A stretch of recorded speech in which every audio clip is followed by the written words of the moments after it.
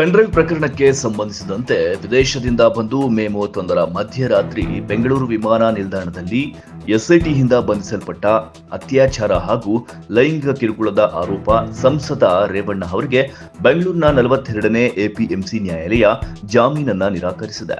6 ದಿನಗಳ ಕಾಲ ಎಸ್ಐಟಿ ಕಸ್ಟಡಿಗೆ ನೀಡಿ ಆದೇಶವನ್ನ ನೀಡಿದೆ.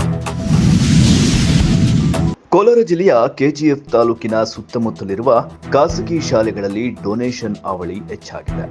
ಹೌದು ಪ್ರಿಯ ವೀಕ್ಷಕರೇ, ಈ ದಿನ ನಮ್ಮ ಸುದ್ದಿವಾಹಿನಿ ಖಾಸಗಿ ಶಾಲೆಗಳ ಕರ್ಮಕಾಂಡವನ್ನ ಎಳೆ ಎಳೆಯಾಗಿ ಬಿಚ್ಚುಡುತ್ತಿದೆ. ನಿಮ್ಮ ಡಿಜಿಟಲ್ ನ್ಯೂಸ್ ಕನ್ನಡ ವಾಹಿನಿಯಲ್ಲಿ ಖಾಸಗಿ ಶಾಲೆಗಳ ಬೃಹತ್ ಕರ್ಮಕಾಂಡವನ್ನ ಬಯಲಿಗೆ ಎಳೆಯುತ್ತಿದೆ. ಅಡ್ಮಿಷನ್ ಮಾಡಿಕೊಂಡಿರುವಂತಹ ಮಕ್ಕಳಿಗೆಲ್ಲ ಸಹ ಒಳ್ಳೆಯ ಗುಣಮಟ್ಟದ ಶಿಕ್ಷಣವನ್ನು ಆಡಳಿತ ಮಂಡಳಿಯವರಿಗೆ ಕೊಡಬೇಕು. ಒಂದು ಆ ಮಕ್ಕಳ ಸಂಖ್ಯೆಗೆ ಅನುಗುಣವಾಗಿ ಮೂಲಭೂತ ಸೌಕರ್ಯಗಳನ್ನ ಮಾಡಬೇಕು. ಇಲ್ದಿದ್ರೆ ಒಂದು ಡೇಟ್ ಕೊಡ್ತೀನಿ, ಡೇಟ್ ಒಳಗಡೆ ಅವ್ರು ಇಂಪ್ರೂವ್ ಮಾಡ್ಕೋಬೇಕು. ಇಲ್ಲ, ಇಲ್ಲಿ ಎಕ್ಸ್ಟ್ರಾ ಅಡ್ಮಿಷನ್ ಆಗ್ಬಿಟ್ಟಿಲ್ಲ. ಅಡಿಷನ್ ಸೆಕ್ಷನ್ ಫೆಸಿಲಿಟಿ ಅದು ಪೆಂಡಿಂಗ್ ಇಡಿ, ಅದು ಸ್ಟಾಪ್ ಮಾಡಕ್ಕೆ ಅದು ಸ್ಟಾಪ್ ಮಾಡಕ್ಕೆ ಹೇಳಿ ಸರ್. ಮಿಕ್ಕಿದ ಇವ್ರದ್ದು ಆಸ್ ಯೂಸ್ವಲ್ ಏನೋ 30 ರೂಮ್ಸ್ ಇಲ್ಲ ಇರುತ್ತಲ್ವಾ இல்ல சார் சொல்றதா அவர் என்ன சொல்றாரு, இப்ப எல்லாரும் கண்டினியூ பண்ண சொல்றாரு. இப்ப 2500 ಅಡ್ಮಿಷನ್ ಮಾಡಿಬಿಟ್ಟಿದ್ವಿ. ನೀವೇನೇನು ರೆಕಾರ್ಡ್ಸ್ ಹೇಳ್ತೀರೋ ಅದೆಲ್ಲ ಕೊಡಿ. ಮತ್ತೆ ಟೆಕ್ಸ್ಟ್ ಬುಕ್ ಯೂನಿಫಾರ್ಮ್ಸ್ ಮಾರಾಟ ಮಾಡಬಾರ್ದು, ಸರ್ಕ್ಯುಲರ್ ಇದೆ. ಅದನ್ನ ಯಾಕೆ ಮಾಡ್ತಾ ಇದ್ದೀರಾ ಸರ್? ಕಂಪಲ್ಸರಿ ಮಾಡಿ ಮಾಡ್ತಾರೆ ಸರ್. ಅದು ಸ್ಕೂಲ್ ಬ್ಯಾಗ್ ಪ್ರಿಂಟ್ ಮಾಡಿ ಅದನ್ನ ಕೊಡ್ತಾ ಇದ್ದಾರೆ. 45 ರೂಪಾಯಿ ಒಂದು ಬ್ಯಾಗು. ಪೇರೆಂಟ್ಸ್ ಅಬ್ಜೆಕ್ಷನ್ ಮಾಡಿದಕ್ಕೆ ಧಮಕಿ ಆಗ್ತಾ ಇದ್ದಾರೆ. ಕಟ್ಟಾಗಿ ತಗೋಬೇಕಲ್ಲ, ನಾನು ಬೇಕಾದ್ರೆ ವಾಟ್ಸಪ್ ನಾನು ಮೆಸೇಜ್ ಮಾಡ್ತೀನಿ ಸರ್. ಲೈವ್ ಅಲ್ಲಿ ನೋಡಿದ್ರೆ ಸರ್ ನೀವು ಲೈವ್ ಅಲ್ಲಿ ತೋರಿಸಿದ್ದೀನಿ.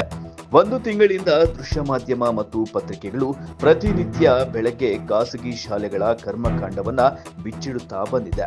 ಆದರೂ ಸಹ ಡೋಂಟ್ ಕೇರ್ ಎಂದು ಸರ್ಕಾರದ ಆದೇಶವನ್ನ ಗಾಳಿಗೆ ತೂರಿ ಶಾಲೆಗಳು ಮಾತ್ರ ರಾಜಾರೋಷವಾಗಿ ಡೊನೇಷನ್ ಅನ್ನ ಪೀಕುತ್ತಿದ್ದಾರೆ. ಶಾಲೆಯಲ್ಲಿ ಸಮವಸ್ತ್ರ, ಪುಸ್ತಕಗಳು, ಬ್ಯಾಗ್ಗಳು ಇತ್ಯಾದಿ ಮಾರಾಟಕ್ಕೆ ಪಣತೊಟ್ಟು ಸದಾ ನಿಂತಂತಾಗಿದೆ. ಇದಕ್ಕೆ ಕಡಿವಾಣ ಬೀಳುವುದಾದ್ರೂ ಯಾವಾಗ ಎಂಬುದು ಪ್ರಶ್ನೆಯಾಗಿದೆ. ಸದ್ಯ ಇದೇ ವಿಚಾರವಾಗಿ ನಿಮ್ಮ ಡಿಜಿಟಲ್ ನ್ಯೂಸ್ ವಾಹಿನಿ ಕೆಜಿಎಫ್ ವಿಧಾನಸಭಾ ಕ್ಷೇತ್ರದ ಜನಪ್ರಿಯ ಬಿಜೆಪಿ ಮಾಜಿ ಶಾಸಕರಾದಂತಹ ವೈ ಸಂಪಂಗಿರವರಿಗೆ 53ನೆಯ ಹುಟ್ಟುಹಬ್ಬದ ಶುಭಾಶಯಗಳನ್ನ ಅಭಿಮಾನಿಗಳು ಹಾಗೂ ಕಾರ್ಯಕರ್ತರು ಅದ್ದೂರಿಯಾಗಿ ಆಚರಣೆಯನ್ನ ಮಾಡಿದ್ದಾರೆ.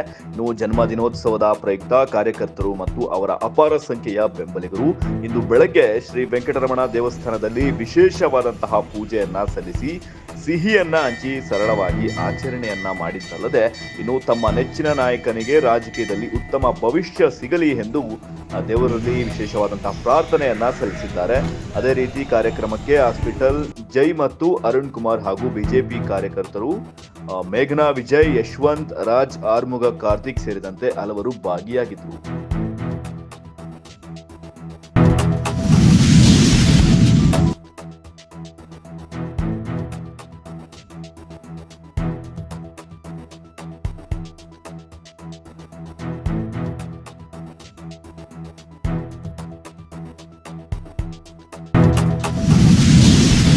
ಮೈಸೂರು ಸಬ್ ಇನ್ಸ್ಪೆಕ್ಟರ್ ಲೋಕಾಯುಕ್ತ ಬಲೆಗೆ ಬಿದ್ದಂತಹ ಘಟನೆ ನಡೆದಿದೆ.